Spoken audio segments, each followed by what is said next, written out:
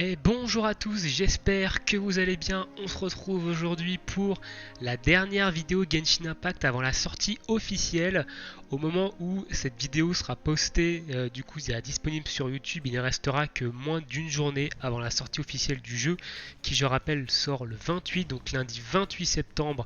Les serveurs ouvrent à 4 heures du matin, heure française. Et aujourd'hui, on va aller faire le tour un peu de toutes les news events qui sont prévues pour cette sortie du 28 septembre avec toutes les petites récompenses qu'on a, les portails et les events qui sont prévus, notamment sur la chinoise, mais il y a quand même des chances que ça arrive sur la globale.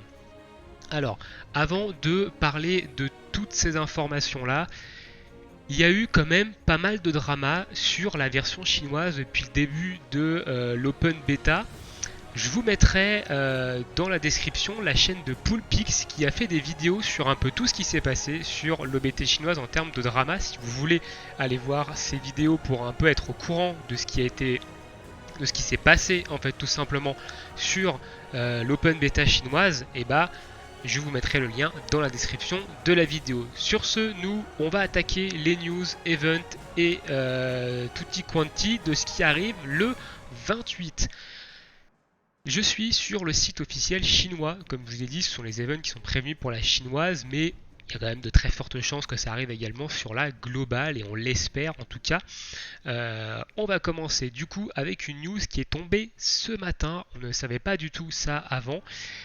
Au niveau, vous allez pouvoir avoir Barbara, donc le personnage de Barbara, en gratuit quand vous allez monter au niveau 20 d'aventurier. Donc dès que vous allez arriver à R20, ça se fait relativement rapidement, ça se fait environ en 15 heures apparemment, donc ça se fait quand même vite. Et vous allez obtenir du coup Barbara, qui est un personnage 4 étoiles de type Hydro, à partir du niveau 20. Cette récompense est valable seulement jusqu'à la sortie de la 1.1. Alors la version 1.1, on ne sait pas quand elle va sortir, on sait juste qu'elle est en test actuellement et qu'il y a une deuxième vague de tests qui va débuter le 8 octobre.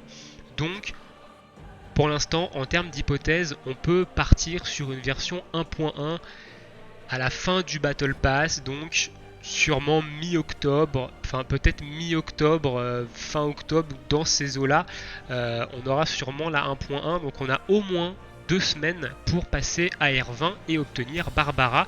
On aura évidemment plus d'infos sur la sortie de la 1.1 prochainement, mais pour l'instant on ne peut donner que des approximations en fonction des quelques informations qu'on a.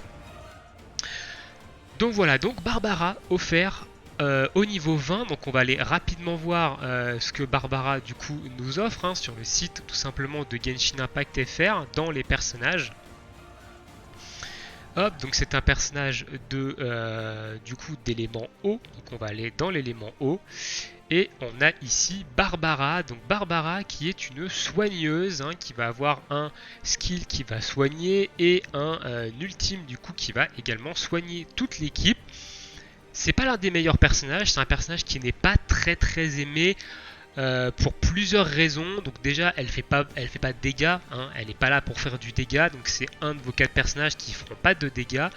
De plus, son skill qui vous soigne, donc qui vous soigne sur la durée, vous applique l'effet hydro, et d'avoir l'effet hydro sur soi quasiment en permanence, ça peut être très handicapant. Si vous combattez des ennemis qui sont cryo, et bah si vous touche, vous allez être gelé. Si vous combattez des ennemis qui sont électro, et bah vous allez subir électrocution. Donc vous allez prendre des dégâts un peu peut-être un peu inutiles que vous auriez pu éviter en n'ayant pas en fait cet effet hydro sur vous. Et voilà, donc c'est un peu les raisons principales pour lesquelles Barbara n'est pas trop aimée et pour lesquelles elle est un peu trash talk. Après, de mon point de vue, c'est pas un mauvais personnage. Il va quand même vous aider, c'est un personnage healer, donc ça peut quand même aider en combat et entre les combats, justement pour éviter de claquer de la nourriture. Donc voilà pour Barbara, qui est un catalyseur au passage, et qui nous est offert au rang 20. Ensuite, on a évidemment Xiangling, qui nous est toujours offert à partir du niveau 3, salle 3 des abysses. Donc ça c'était déjà le cas avant et c'est toujours le cas. Donc Xiangling qui est un personnage de type pyro, donc feu, qui a comme arme la lance. Alors on va aller rapidement voir ce qu'elle fait ici. Alors on est dans les types feu, Xiangling, donc désolé si je prononce mal les noms du coup, les noms japonais.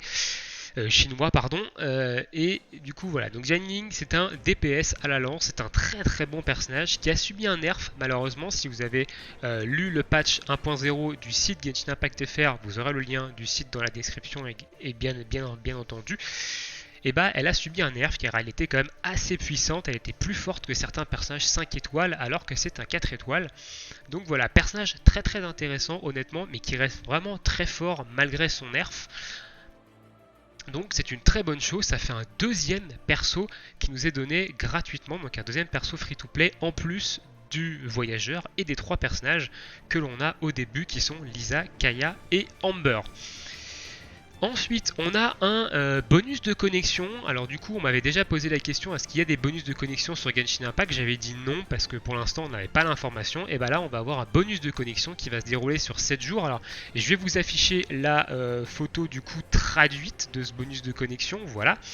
Donc on a le premier jour, on a 5 poulets. Le deuxième jour, on a 4 XP de héros, donc 4 items pour XP les héros. Au troisième jour, on a 100 primogèmes. Le quatrième jour, on a 8000 moras. Alors 8000 moras, c'est vraiment pas grand chose, hein, honnêtement. Cinquième jour, il y a 4 minerais magiques, donc c'est des objets qui permettent d'améliorer les armes. Au sixième jour, on a 8 XP de héros, donc 8 objets qui permettent d'XP les héros. Et au septième jour, on a 200 primogèmes. Donc en gros, le bonus de connexion nous donne 300 primogèmes. Ça fait même pas 2 singles. Une single c'est 160, donc 2 singles c'est 320, donc ça fait à peine 2 singles. C'est pas beaucoup pour un bonus de connexion de lancement, mais on prend quand même, voilà, c'est sur 7 jours, donc vous allez vous connecter dans votre boîte aux lettres, vous allez avoir l'item qui va correspondre au jour de connexion où vous en êtes. Voilà, c'est des petits bonus, mais on prend quand même. Ensuite, on va avoir un event, essayez vos compétences. Alors ça, c'est un peu inédit parce qu'apparemment... c'était pas sur les CBT et c'était pas du coup sur le BT chinoise, hein, et évidemment vu que ça sort le 28. Donc du 28 jusqu'au 18 octobre du coup. En gros, on va utiliser une liste fixe de personnages à l'essai, donc on va nous donner en fait des personnages fixes et on va devoir réussir des défis avec cette équipe, avec l'équipe qu'on va nous donner et on va avoir évidemment des récompenses. On ne sait pas encore les récompenses qu'on aura avec cet event, mais c'est plutôt sympa, ça permet de tester des personnages. Alors au vu de la bannière, on va sûrement avoir Venti, Barbara et Finch. On verra s'il y a d'autres personnages, mais voilà, à voir. Donc c'est plutôt intéressant comme event parce que du coup, ça ne demande pas d'avoir certains personnages. On nous fournit tous les persos et on se démerde avec les persos qu'on nous fournit. Donc ça, c'est plutôt cool, avoir les récompenses du coup en jeu. Ensuite, le voyage attrayant, c'est le Battle Pass. Ça, hein, ici, ce sont les armes du Battle Pass.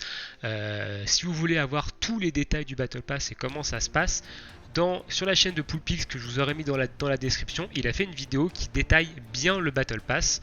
Et je vous invite à aller la voir si vous voulez avoir plus de détails. Donc Battle Pass qui est débloqué au niveau 20. Donc au niveau 20, on a accès au Battle Pass et on a du coup Barbara en cadeau maintenant. Donc ça fait quand même pas mal de choses qui arrivent au niveau 20. Ensuite, la bannière débutante de Noël. Donc ça évidemment on le savait hein, qu'on allait avoir cette bannière là. Donc je rappelle, cette bannière là est une bannière qu'on appelle débutant. Donc prière recommandée pour les débutants. Il n'y a pas d'armes 4 étoiles et 5 étoiles sur cette bannière. Vous n'allez avoir que des personnages 4 et 5 étoiles et des armes 3 étoiles. À savoir que la première multi du coup vous garantit d'avoir Noël. Donc vous avez au minimum, je dis bien au minimum, Noël dans la multi. Donc Noël qui est un personnage 4 étoiles de type Géo et qui porte une arme à 2 mains, donc c'est pas le meilleur des personnages. Il y a pas mal de joueurs qui n'aiment pas trop Noël. En early game, Noël c'est un peu compliqué parce que ses dégâts ça se stack sur sa défense et du coup c'est un peu compliqué de la stuff correctement pour qu'elle fasse des dégâts. Mais quand vous allez arriver mid-late game et que vous allez pouvoir l'équiper vraiment correctement, Noël, c'est un personnage qui peut faire quand même des dégâts et qui peut faire le taf, donc à ne pas sous-estimer. Du coup, Noël, on va passer rapidement sur le site ici pour aller voir Noël un peu ce qu'elle fait, hein, tout simplement. Donc Noël, elle est ici. Hop. Donc c'est un 4 étoiles de type Géo qui porte des épées à deux mains, c'est ce que je viens de vous dire. Du coup, elle a deux skills, donc elle a un skill ici, donc le skill sur le E, ça va être un bouclier qu'elle va se mettre sur elle, donc en fonction de sa défense, et à chaque fois qu'elle va taper, elle va se soigner, pareil, un pourcentage en fonction de sa défense, plus un pourcentage de PV fixe. Ça a 24 secondes de cooldown, ça dure 12 secondes, à savoir que vous pouvez changer de personnage une fois le bouclier claqué, le bouclier reste sur le personnage sur lequel vous allez être, donc ça peut être un support intéressant aussi en termes de soins. Et du coup, son ultime, ça va lui faire, en fait, elle va avoir une épée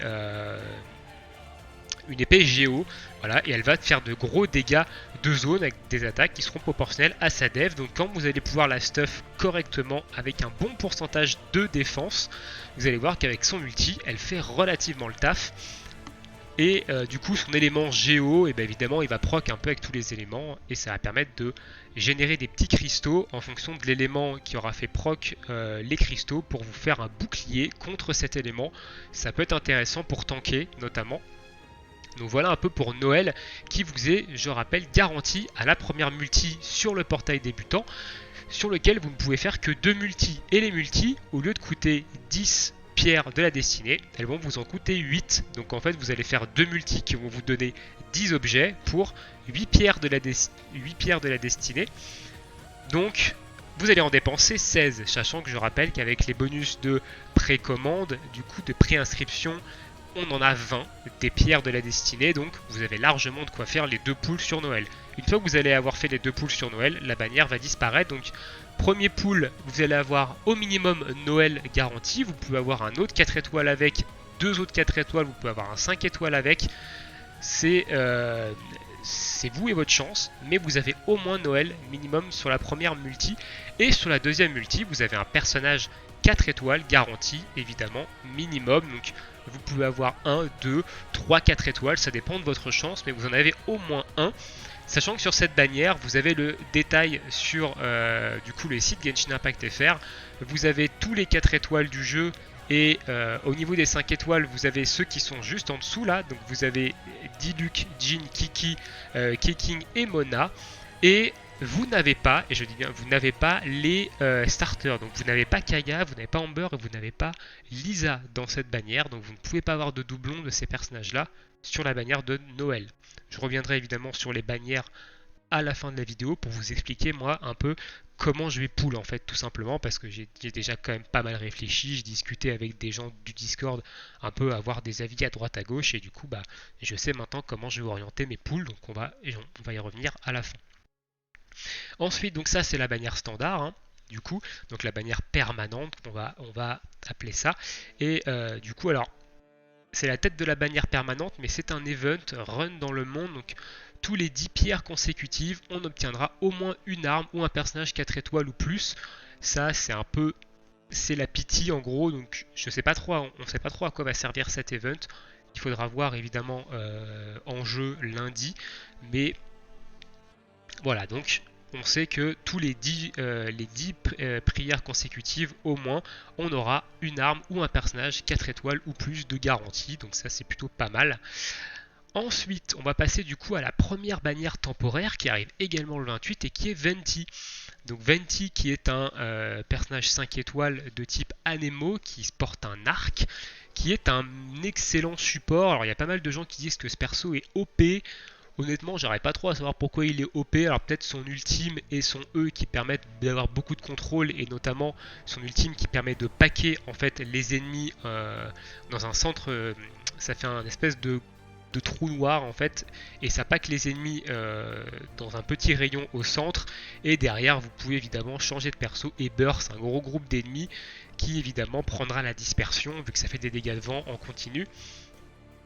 Donc Venti, voilà, qui a un rate up, ça veut dire que en gros, si vous avez un 5 étoiles sur la bannière, vous avez 50% de chance d'avoir Venti et 50% de chance d'avoir autre chose que Venti comme personnage. Alors je ne sais pas s'il y a des armes 5 étoiles sur cette bannière.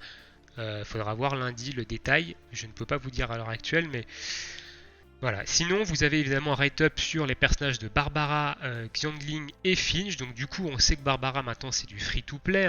Du coup, pour le lancement jusqu'à la 1.1. Et Xiangling c'est du free-to-play également, car vous allez pouvoir l'avoir dans les abysses une fois avoir passé les tâches 3, salle 3. Finch c'est pas du free-to-play, c'est un personnage du coup 4 étoiles de type électro qui porte un arc que vous allez pouvoir dropper dans les différentes bannières.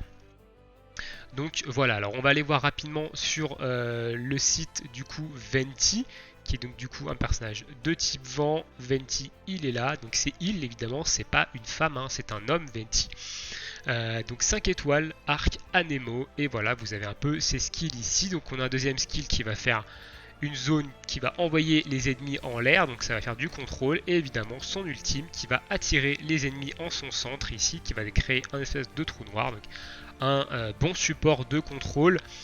Personnellement c'est pas un personnage qui m'intéresse vraiment, donc je n'invoquerai peut-être pas dessus. Et du coup on va aller voir rapidement Finch aussi, qui est elle un personnage électro 4 étoiles arc. Hop.